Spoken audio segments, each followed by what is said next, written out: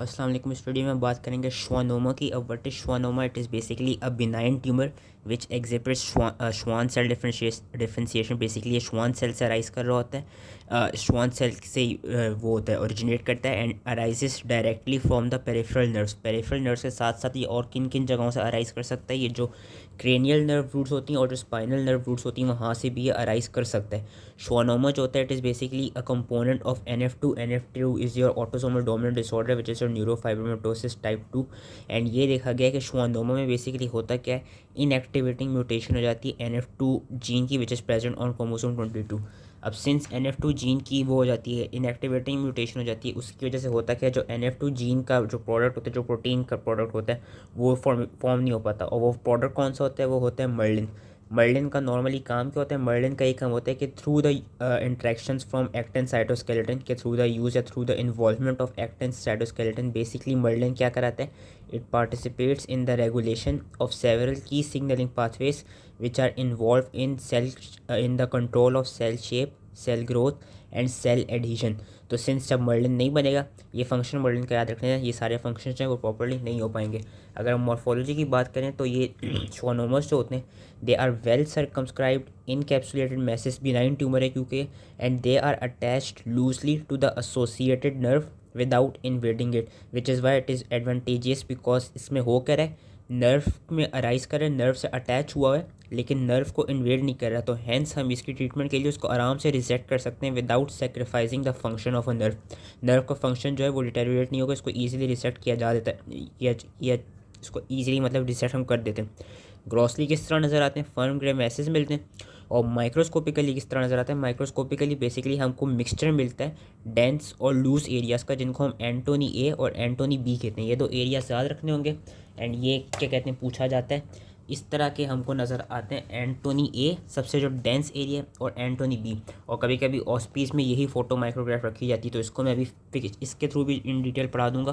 पहले मैं बुक के थ्रू पढ़ा देता हूँ। बेसिकली होता ये है कि जो एंटोनी ए है that is your dense eosinophilic area and it often contains spindle cells which are arrange into cellular intersecting fascicles. इसमें हमको पेलिसेडिंग न्यूक्लियाई नज़र आते हैं कि बेसिकली पैरेलल अरेंजमेंट में हमको न्यूक्लियाई मिल रहे होते हैं। एंड कभी कभी इसमें क्या होता है कि हमको वो जो पेलिसेडिंग न्यूक्लिया है उनके दरमियान हमको एक न्यूक्लियर फ्री जोन्स भी नज़र आ रहे होते हैं, कि कुछ कुछ जगहों पे पैरेलल से पेलिसेडिंग लाइक न्यूक्लिया, कुछ जगहों पे सेंट्रल न्यूक्लियर फ्री जोन है।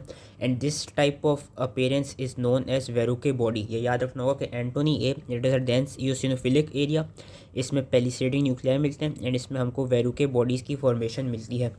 एंटोनी ए जिस तरह यहाँ पे दिखाया हुआ है as you can see compare to Antoni B, सबसे डेंस इओसिनोफिलिक एरिया ये है। ये इस तरह ये पेलिसेडिंग से न्यूक्लियर दिखाए हुए पैरेलल अरेंजमेंट में। एंड उन्हें बीच में जो जिधर ये पिंक पिंक सा इन्वॉल्व हो रहा है, सिर्फ जिधर कोई न्यूक्लियर नज़र नहीं आ रहा, that is your nuclear free region and these free regions are known as Verocay bodies. तो ये एंटोनी ए था। एंटोनी बी की अगर हम बात करें, एंटोनी बी में क्या होता है कि जो एरिया होता है लूज़ होता है, हाइपोसेलुलर होता है एंड इट composed ऑफ spindle cells which are spread apart by a prominent myxoid extra cellular matrix. ये चीज़ याद रखनी होगी।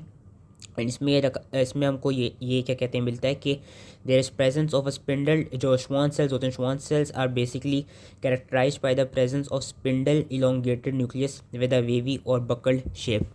जो ये इस तरह के हमको ये वेवी वेवी से सेल्स नज़र आ रहे हैं जिसमें ये spindle shape nuclei, these are your Schwann cells. ये श्वान सेल्स की कैरेक्टरिस्टिक वो होती है, फीचर होती है कि दे आर क्या कहते हैं, buckle shaped cells, buckle shaped cells which have presence of spindle elongated nuclei. Electron microscopy के थ्रू क्या क्या देखा जाता है कि बेसमेंट मेम्ब्रेन पे हमको कभी कभी डिपॉजिट्स मिलते हैं इन केसिंग सिंगल सेल्स या कोलेजन फाइबर्स। और इसमें ये चीज़ याद रखनी है कि ये जो लीजन है, ये मैंने भी ये कहा था कि ये नर्व से अराइज करता है लेकिन नर्व को इन्वेड नहीं करता। हैंस ये क्या करता है, जिस नर्व से अराइज कर रहा है उसको ये डिस्प्लेस करा देता है फ्रॉम इट्स ओरिजिन। लेकिन जो इसमें एक्सॉन्स हमको मिलते हैं दे आर एक्सक्लूडेड। जैसी जैसी ये क्या कहते हैं, ये ट्यूमर जैसी ग्रो करता है, जो एक्सॉन्स होते हैं they are excluded by the tumour and they are sometimes entrapped in the capsule.